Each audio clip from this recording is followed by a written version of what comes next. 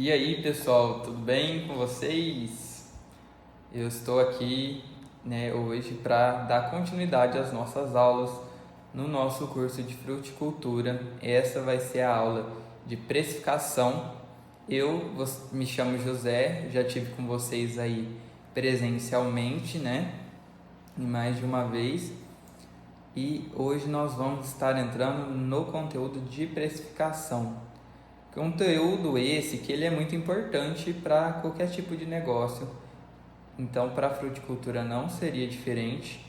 E hoje a gente vai estar vendo alguns passos, alguns cálculos que são importantes para a gente definir preço do nosso produto, entender se a gente está tendo lucro ou não, entender a importância de alguns processos dentro da precificação, como o registro das despesas, tá bom? Então, fiquem aí com a nossa aula, que eu vou pôr aqui na tela, e continuo aqui com vocês. Vocês vão continuar ouvindo a minha voz, ok? Então, vamos lá para o nosso curso de fruticultura, na parte de precificação. Então, o que é precificação e o porquê dela ser tão importante? A precificação é o processo de definir o valor de venda de um produto ou serviço, equilibrando os custos de produção e a margem de lucro desejada. Ela é essencial porque assegura a saúde financeira do negócio, garantindo que que as despesas sejam pagas e que sobre dinheiro para novos investimentos, além de posicionar a marca corretamente diante dos clientes.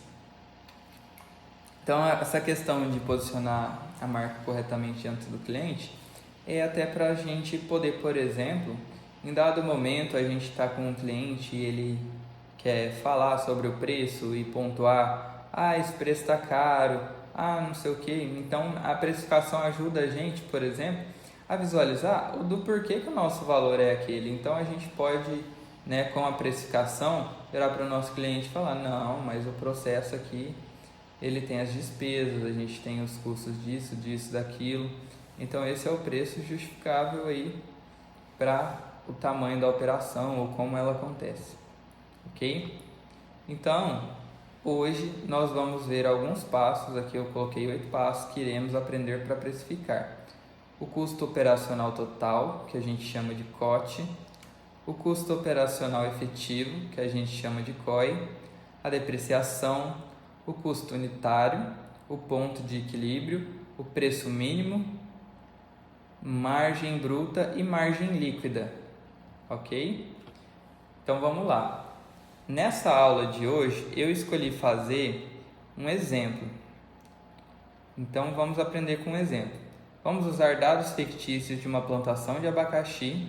Nossa propriedade terá 1 hectare, onde 90% desse 1 hectare, vai corresponder à área de plantio.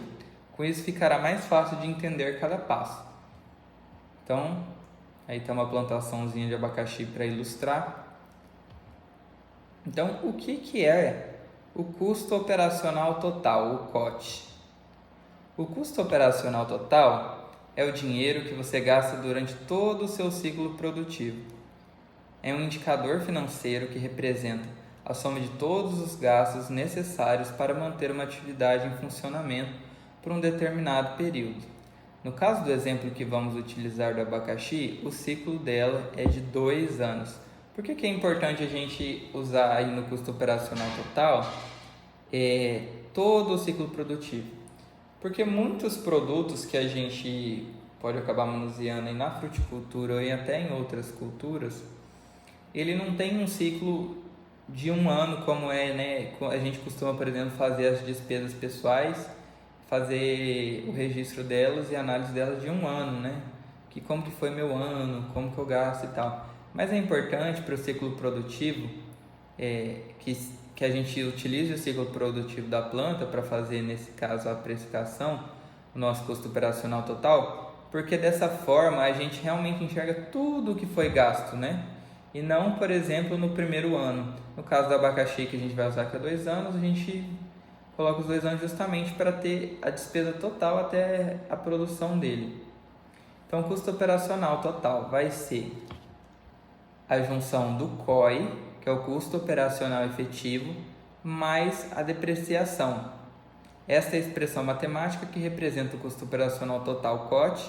Ela é basicamente a soma do custo operacional efetivo com a depreciação do patrimônio. Só um momentinho beber uma água. Então vamos lá. O que vai estar presente no nosso custo operacional efetivo? Insumos, mão de obra, operações, serviços e impostos. Eu vou trazer alguns exemplos aqui. Então, os custos operacionais efetivos são os custos para conceder todo o ciclo da produção, representa todo o desembolso feito com, no caso, insumos como sementes, mudas, fertilizantes, defensivos, embalagens, caldas, óleo mineral. No caso, a mão de obra, o salário de diaristas ou mensalistas, encargos sociais. Na questão de operação, o combustível, os lubrificantes e reparo das máquinas. No caso de serviços, os fretes, assistência técnica, análise laboratorial de solo, tratoragem e contabilidade. Também entra aí diaristas. Então, todos os impostos, o ITR, IPVA, FETAB, ISSQN, etc.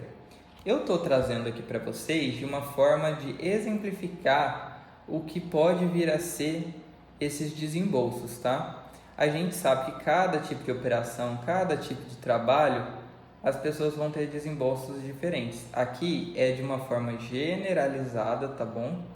O que pode vir a ser, para vocês entenderem ali mais ou menos os tipos de categorias de custos, né? Mas aí cada produtor vai saber quais tipos de custos realmente acontecem na propriedade. Mas é importante que essas categorias estejam presentes aí no registro, né? Que é o que eu vou até falar aqui, ó. Para saber nosso COI, precisamos manter todas as despesas registradas. Por isso é de suma importância que o produtor rural registre tudo o que é gasto. Pode ser através de uma planilha de Excel, em uma planilha física ou até mesmo através de um software próprio para a atividade rural. É interessante que o produtor individualize esses registros das despesas, ou seja, separe por mão de obras, impostos, despesas com formação da terra e assim por diante. Então, é o que eu disse aqui. Essa questão de separar os gastos, ela é importante por quê? Porque na hora que a gente for fazer a nossa tabela, nosso registro do custo operacional efetivo, a gente vai botar por itens. Então, assim, vai colocar lá mão de obra, vai pontuar cada item. Então, é importante que a gente individualize, porque depois que a gente fez a nossa precificação, fez nossos cálculos, nós vamos obter informações contábeis a partir disso. E para análise dessas informações, ou até para tomada de decisão no futuro, de diminuir uma despesa X, viu que ali está gastando muito, ela precisa estar separada para a gente conseguir visualizá-la. Então é interessante que tenha ali os registros, de tudo que é mão de obra, de tudo que é imposto, despesas com formação da terra, tudo separado. Então, aqui eu trouxe a sugestão de uma planilha de Excel, que já é uma ferramenta bem conhecida, é acessível, hoje tem como usar ela, seja no programa que já vem no computador, ou até mesmo online, na página da internet tem como usar, ali através do e-mail do Google, tá? Uma planilha física ou até mesmo um software próprio para atividade rural. Eu, por exemplo, na minha empresa, ela não é uma empresa rural, mas eu uso um software para fazer toda essa gestão de custos e tudo mais. Então, hoje em dia tem muitos programas que são feitos para isso. Quem tiver a habilidade e a oportunidade de estar usando o computador no processo, de gestão do próprio negócio, é interessante o software, porque hoje em dia tem uma disponibilidade tão grande de programas que às vezes vai ter um programa que já foi feito inclusive para o seu tipo de atividade, Então, o importante disso tudo é o quê? Que seja registrado, seja da forma que for, mas o importante é que tenha os registros, porque eles são essenciais para que a gente consiga de fato fazer esses cálculos, concluir as questões que envolvem a precificação. Então, custo operacional efetivo, o COI. O custo operacional efetivo, com um resumo mensal, o produtor poderá realizar cálculos e análises para preencher como está a sua atividade. Pode fazer isso mensalmente, por trimestre, mensal ou anual. Vamos então aprender como calcular nosso custo operacional efetivo. Para isso, vamos usar uma tabela feita através do Excel. Vamos considerar então esses dados da tabela como os gastos que a nossa propriedade teve. Como o nosso ciclo vai ter 2 anos, vamos usar valores que englobam todo esse período. Então eu fiz uma tabela aqui, tá? Com dados fictícios, alguns baseados em algumas coisas que eu encontrei, beleza? Mas de qualquer maneira, lembrando que eles são fictícios, isso não quer dizer que são só esses tipos de itens que a gente deve registrar, tem que registrar tudo. E não quer dizer também que a operação de vocês seja resumida a isso, ou vice-versa. É só para a gente estar estudando aqui mesmo. Então eu coloquei ali os insumos, o gasto com mudas, com adubo, defensivos alternativos, ferramentas, caixas e embalagens, serviços, a preparo do solo com trator, assistência técnica de um agrônomo, os impostos, as despesas gerais com internet, energia, produtos de limpeza, contabilidade. E aí eu somei tudo isso, lembrando que como o ciclo do abacaxi são 2 anos, eu coloquei os valores para 2 anos. Então vamos supor, o IPVA aqui, essa propriedade está pagando aqui por ano é 3 mil, mas aqui vão estar 6 mil por causa de serem 2 anos. Tem alguns custos aqui que eles não são necessariamente existem nos 2 anos, igual as mudas vão ser compradas no início, né, do nosso ciclo produtivo e depois não tem mais gasto com muda necessariamente. Mas tem outros tipos de despesas que a gente tem que ver ali, que elas são, por exemplo, mensais, como energia, internet, né? Então vamos lá. Então a gente já achou o nosso preço de COI, que é o nosso custo operacional efetivo. Então, para achar o nosso custo operacional total, a gente só precisa agora achar a depreciação, ok? Depreciação é um custo invisível, pois não representa uma saída de dinheiro hoje, mas sim a perda do valor dos seus bens, seus tratores, galpões, sistemas de irrigação, pelo uso ou pela obsolescência. Importante, reservar esse valor é o que permite que você compre um equipamento novo quando o antigo estragar, sem precisar de empréstimos. Vamos usar a depreciação de um barracão como exemplo para aprender o cálculo.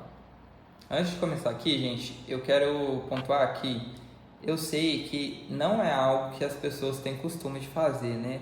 A gente considerar essa depreciação anual dos nossos bens, considerando a troca deles no futuro, mas é algo que a gente tem que lembrar que é sim um custo que está acontecendo e de que é importante. Isso aí garante a longevidade do negócio a médio e longo prazo, justamente porque a gente não está deixando os custos invisíveis de lado e está calculando baseado de fato na realidade. Então vamos lá. Depreciação, ela vai ser ali expressa por aquela formulazinha matemática que vai ser o valor novo, ali eu representei por VN, menos o valor residual, que eu representei por VR, dividido pela vida útil do bem. Vamos lá. O que seria o valor residual? Vamos supor que quando você comprou um carro, ele estava novo, foi um carro zero, e daí daqui 10 anos ele atinge a vida útil dele. No caso, a vida útil não é necessariamente quando o bem fica inutilizável, mas a vida útil dele acaba ali, depois daquele momento você já precisa fazer mais investimentos de manutenção, precisa dar mais atenção para aquele bem continuar funcionando da maneira adequada, sabe? Então, tem alguns tipos de produto que tem valor residual e tem outros tipos que não vão ter valor residual. Essa porcentagem de quanto é o valor residual de cada tipo de item é algo que a gente pode até buscar na internet, porque são parâmetros mais generalistas, tá bom? Igual o do barracão ali, que a gente vai usar de exemplo, vai ser de 20 a 25 anos. Então, beleza. O valor novo, quanto custou para construir o barracão hoje? Vamos considerar 30 mil. Então, se fosse uma máquina, quanto eu gastei para comprar essa máquina? Se fosse um carro, quanto eu gastei para comprar esse carro? Valor residual, quanto ele vale no final da vida útil? Geralmente se usa 10 a 20% do valor, ou zero para simplificar. No caso, quando a gente não tem valor residual, a gente simplesmente divide o valor novo pela vida útil e a gente já tem a depreciação daquele bem. No caso de um barracão, a gente sabe que não é algo que a gente vende para um outro, mas no final da vida útil dele, vamos supor que você vai trocar, você ainda às vezes consegue reutilizar as treliças, parte da estrutura metálica, as telhas, então considerando isso aí, tá bom? Então vamos lá. Ó, ali na expressão a gente colocou os valores, depreciação igual a 30 mil menos 3, que é o valor novo, menos o valor residual, que aqui a gente escolheu usar 10% do valor, dividido por 25, que é a vida útil desse barracão. Então, fazendo essa conta aí, 27 mil dividido por 25 ficou a 1.080. Isso significa que o barracão sofreu uma depreciação de 1.080 por ano. Então, no nosso caso, que estamos usando um ciclo de 2 anos, é 2.160. Beleza? Aí eu trouxe aqui outros bens que a gente vai considerar para a nossa depreciação, além do barracão.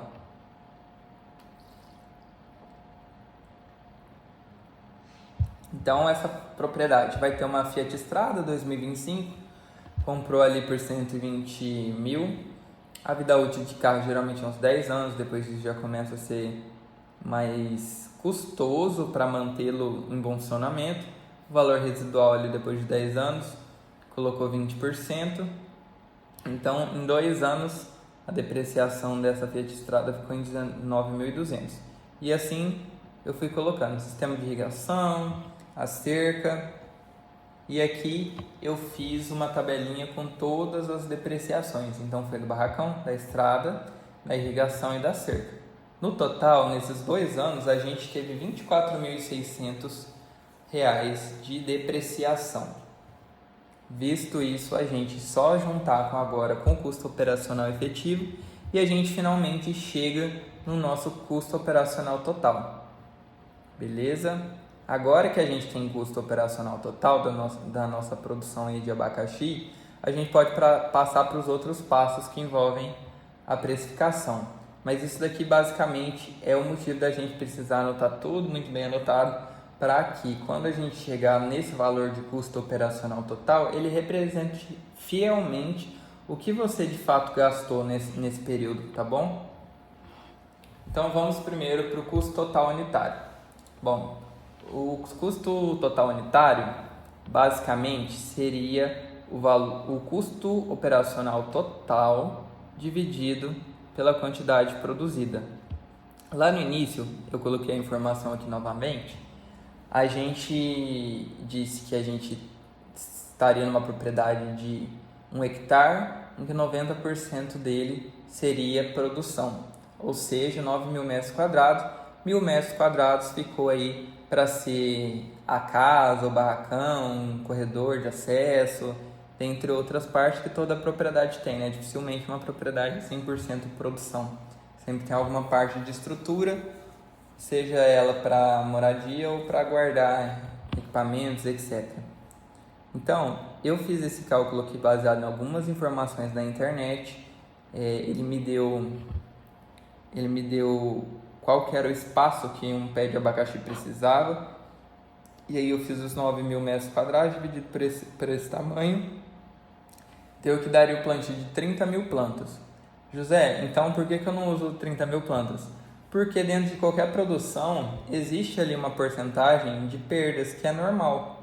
No caso do abacaxi, eu escolhi usar aqui 15%, então a colheita no ano será de 25.500 frutos comerciais. Vamos chamar essa quantidade de quantidade produzida QP. Lembrando que, pessoal, vocês que estão aí numa atividade nova podem usar métricas baseadas em médias que já existem, né? Baseada ali na quantidade de mudas que você tem ou no espaço que você tem. mas eu sei que muitos de vocês já trabalham há muito tempo com algumas culturas e já sabem mais ou menos, ou até com muita exatidão, qual que é a quantidade produzida, qual que é a quantidade que o ciclo costuma dar de produção. Aí vocês usam esse valor de base, beleza? Mas vamos lá então. Então, custo total unitário é igual a custo operacional total dividido pela quantidade produzida. Dividi eles, então meu custo total unitário foi aproximadamente 3,60. Esse tiozinho aí é um símbolo que a gente usa na matemática para quando é valor aproximado, porque esse cálculo deu uns quebradinhos aí depois da vírgula, então para ficar mais redondinho a gente usa um valor aproximado. O preço de equilíbrio é o nível de produção no qual uma atividade tem seus custos operacionais totais iguais às receitas totais. Mostra o nível mínimo de produção além do qual a atividade daria retorno ou aquém do qual prejuízo. Ou seja, quantos abacaxis tem que produzir para não ter prejuízo? Então, a expressão matemática para encontrar o preço de equilíbrio é preço de equilíbrio igual a custo operacional total dividido pela quantidade mais custo operacional efetivo unitário. Então aqui, ó, se já sabemos nosso custo operacional total e quanto conseguimos produzir, só precisamos dividir nosso custo operacional efetivo pela quantidade produzida para encontrar nosso custo operacional efetivo unitário. Então tá, no cálculo principal de preço de equilíbrio a gente precisa desse valorzinho aí que vai ser o custo operacional efetivo unitário. Então a gente primeiro achou ele aqui, no caso a gente pegou lá os 67.850 e dividiu pela quantidade, deu aproximadamente 2,66. Então, agora que já temos todas as informações, basta encontrar nosso preço de equilíbrio. Então o preço de equilíbrio, para a gente ficar no 0 a 0, não ter prejuízo, é de 6,28, ok? Então, 6,28, o valor que devemos vender o abacaxi para ficar no 0 a 0, ou seja, ficar com a nossa receita igual às nossas despesas. O que isso quer dizer, gente? Que se eu vender abaixo desse valor, eu já estou tomando prejuízo automaticamente. Vocês entenderam qual que é a lógica? Preço mínimo. O preço mínimo será o valor mínimo a se vender para obter a margem de lucro desejada. Porém, em situações que o mercado é ditado, o valor de venda do produto, em situações que o mercado que dita o valor de venda do produto, não dá para usar esse valor. Nesse caso, usamos a quantidade mínima, que irá nos dizer a quantidade mínima que temos que vender baseado no preço de mercado do produto. Vamos demonstrar o preço mínimo para fim de conhecimento. Tá, aqui eu pontuei justamente que preço mínimo é interessante, mas que a gente sabe que em alguns tipos de mercados a gente não vai conseguir estipular o nosso preço, a gente vai ter que vender no preço que costuma ser. Tem algumas, não dá para fugir muito de um preço que vai estar no mercado, na feira e tudo, e falar, não, eu vou escolher botar muito mais. Dificilmente dá para fazer isso. Mas eu vou colocar aqui, ó, o preço mínimo, ele é o custo operacional total, deixa eu só colocar aqui.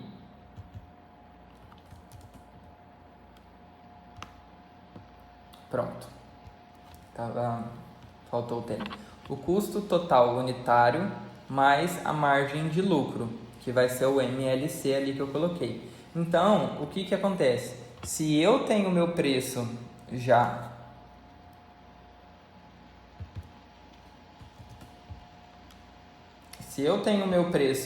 o custo total unitário que eu tive desse meu produto, eu vou lá, penso, tá, quanto que eu preciso de ter de margem de lucro? Defini que foi 40%, então eu vou pegar o custo total unitário e projetar minha margem de lucro para definir qual que é o preço mínimo. Então, se eu quero ter 40% de lucro e o meu custo total unitário é de 3,62, o mínimo que eu tenho que vender é a 5,7, senão eu não alcanço esses 40% de lucro. Vocês entenderam? Quantidade mínima. No caso do abacaxi e outros produtos em que o preço é ditado pelo mercado, usamos quantidade mínima para identificar o mínimo de produtos a serem comercializados para pagar todas as despesas de nossa operação. Vamos usar a seguinte expressão matemática: quantidade mínima igual a custo operacional total dividido pelo preço mínimo menos o custo operacional efetivo. Aqui esse PM vai ser a sigla de preço de mercado, tá bom? Então ali onde está PM minúsculo vai ser o lugar que a gente vai utilizar para botar o preço que costuma ser no mercado. Então aqui, nesse exemplo, eu usei R$7, como se cada abacaxi fosse ser vendido a R$7. Então, custo operacional total dividido pelo preço de mercado menos o custo operacional efetivo unitário. A minha quantidade mínima é aproximadamente 21.302. O que isso quer dizer, José? Isso quer dizer que para a gente ter lucro, ou melhor, ficar até empatado ali no 0 a 0, a gente precisa vender no mínimo 21.302 abacaxis dos 25.500 abacaxis. Ou seja, a partir do abacaxi vendido de número 21.303, eu já estou tendo lucro. Vocês entenderam? Então, beleza. Fui lá, busquei, fiz todos os meus cálculos. Aí agora, isso aqui vai ser a margem bruta. O que vem a ser a margem bruta? A margem bruta, ela é a receita bruta menos o custo operacional efetivo. Nesse caso, eu usei os R$7 que eu tinha comentado, vezes a quantidade que a gente conseguiria produzir, que foi 25.500 abacaxis, deu esse valor de 178.500, menos o meu custo operacional efetivo. Vocês separem, né? Não é o custo operacional total, é o custo operacional efetivo, sem a depreciação. Nós chegamos aí no valor de 110.650. Então, o que a margem bruta vai dizer para a gente? Se a nossa margem bruta for maior que zero, a atividade está remunerando e vai sobreviver pelo menos ao curto prazo. Se for menor que zero, a atividade não está remunerando e não sobreviverá. O produtor deve abandonar a atividade, minimizando prejuízos. Ah, mas abandonar a atividade? Nesse caso, seria isso que a margem bruta mostraria para a gente. Por quê?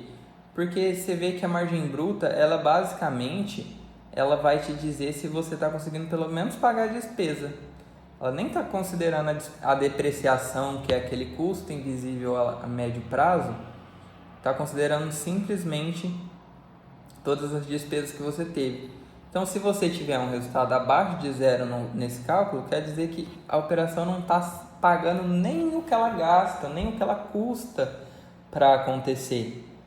Já se ela for positiva, beleza, pelo menos a curto prazo ela vai conseguir te remunerar aí o valor que você está investindo, porque ela vai estar pagando as despesas. E José, e se a margem bruta for igual a zero? Se ela for igual a zero, então você ficou no limite ali. Você precisa ver o que dá para ser modificado, onde dá para economizar, porque a longo prazo talvez seja mais difícil, mas ali no final da sua operação, se tiver igual a zero, quer dizer que o dinheiro que você gastou, ele voltou. Então podia ter até gasto o dinheiro com outra coisa, né? Vamos dizer assim. Mas isso que a margem bruta vai dizer pra gente. Já na margem líquida, a gente vai pegar a nossa receita bruta, que é aquilo que eu disse, peguei o preço de mercado de R$7, vezes 25.500, achei 178.500. Dessa vez, eu vou diminuir o custo operacional total Dessa vez eu já estou considerando a depreciação. Então, se eu já estou considerando a depreciação, meu custo invisível ao longo dos anos já está sendo considerado. Então, fiz o cálculo de margem líquida. Se ele for positivo o seu resultado, a atividade ela é estável, pode se manter a médio prazo e tem possibilidade de expansão. Por quê? Porque eu estou cobrindo tudo que eu gasto, estou cobrindo a minha depreciação, guardando ali o dinheirinho para daqui 10 anos trocar meu carro, para daqui 10 anos trocar meu trator, né? E deu certo, tá tudo pago, ainda sobrou uma margem de dinheiro, então eu posso melhorar o meu negócio, expandir, né? Ter mais qualidade de vida, etc. Se a minha margem líquida for igual a zero, a atividade está no ponto de equilíbrio e tem condições de refazer os investimentos a médio prazo. Ou seja, tudo que eu investi pagou, dá para eu continuar a minha operação. Já se a margem líquida for menor que zero, a atividade não está remunerando o suficiente para recompor as benfeitorias, máquinas, equipamentos e animais de reprodução. Aqui ficou meio generalizado, porque seria a margem líquida em outros tipos de operação produtiva também, né? No nosso caso, não vai ter animais de reprodução porque a gente está mexendo com a fruticultura. Então, seria as benfeitorias, máquinas, enfim. Ele está em crescente... Então, tá. Se a margem líquida tiver menor que zero, ela está em crescente descapitalização. Assim, deve fazer ajustes, ou aumentando a produtividade, reduzindo o custo, ou buscar melhores preços. José, mas o que quer dizer que está em crescente descapitalização? Quer dizer que se você não está cobrindo a sua depreciação, a longo prazo você está se descapitalizando, porque o valor que está sendo perdido do seu trator lá existir na sua fazenda, a sua infraestrutura, ele não está retornando. Então, quando você chegar na hora de repor ele, você não vai ter o dinheiro que você precisa. Por isso que você está descapitalizando a médio prazo, você entendeu? Pode não ser algo que afeta o agora, mas no futuro tende a afetar. O que a gente pode trazer aqui que é interessante? Eu posso ter uma margem bruta maior que zero e a minha margem líquida ser negativa. Como assim? Pensa comigo.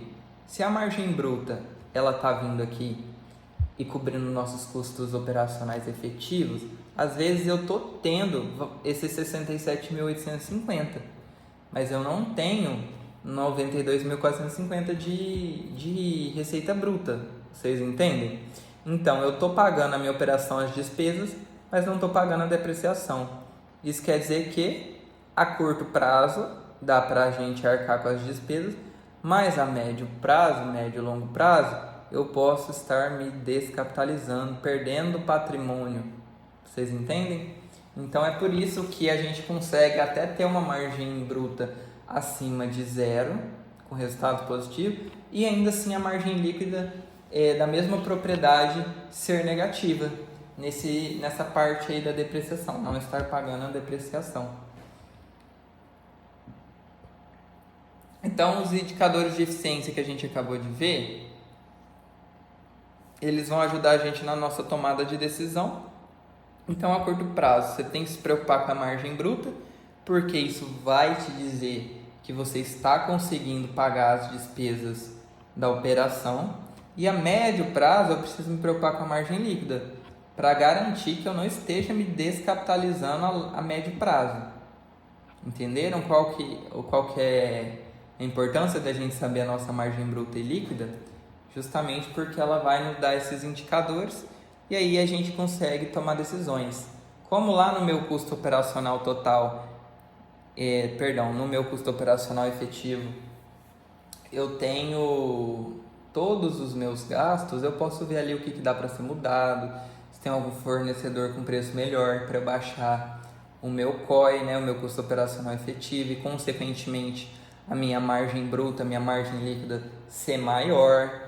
Eu posso estar verificando ali que tem algo dentro do meu patrimônio, algum maquinário, algum carro que ele fica subutilizado e tem uma depreciação anual alta, mas eu quase não uso, ou seja, ele nem dá retorno, porém se eu me desfazer daquele bem que eu já nem uso tanto, a minha margem líquida suba, porque a minha depreciação diminuiu, consequentemente, já que eu não tenho mais aquele bem perdendo valor ao longo dos anos.